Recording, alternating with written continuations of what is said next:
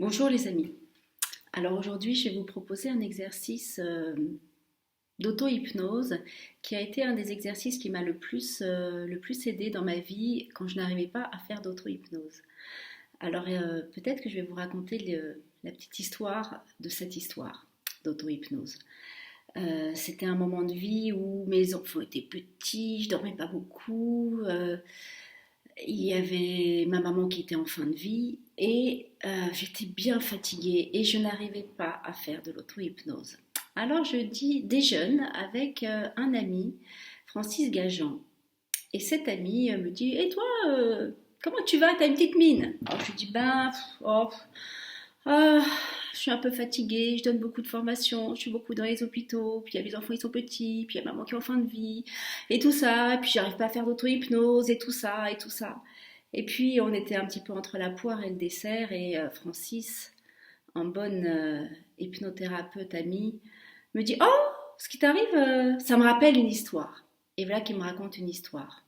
Comme ça, entre la poire et le dessert, comme ça faire les amis hypnothérapeutes entre eux, quoi. Alors cette histoire, sur le coup, elle n'a pas fait grand-chose. Et en fait, c'est comme une graine qui a été plantée quelque part. Et c'est une histoire que j'ai pas mal racontée en formation et que j'ai pu transmettre ensuite. Alors bien sûr, je vais vous la transmettre telle que je m'en souviens, puisque c'est une histoire orale.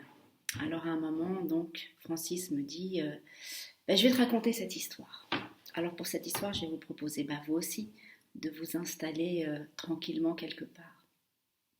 Une fois que vous êtes installé, eh bien, voilà l'histoire. Il y a quelque temps, en Europe, vivait un gars, un peu comme vous et moi, et ce gars-là, il en avait un peu marre dans sa vie. Et puis on ne sait pas trop pourquoi, quelqu'un lui avait dit: Tu sais, un jour, tu pourras peut-être aller au bout du monde là-bas. Il y a un vieux sage, et ce vieux sage, au bout du monde, il pourrait te donner un mantra. Un mantra qui pourrait sacrément t'aider. Alors l'Européen dit: Ouais, un mantra, c'est quoi ce truc-là? Ben, tu sais, un mantra, c'est un truc qui est donné par un sage à ses disciples après des années de pratique. Mais lui, ce vieux sage-là, il est sympa parce que il veut bien le refiler aux Européens, comme ça. Ah ouais.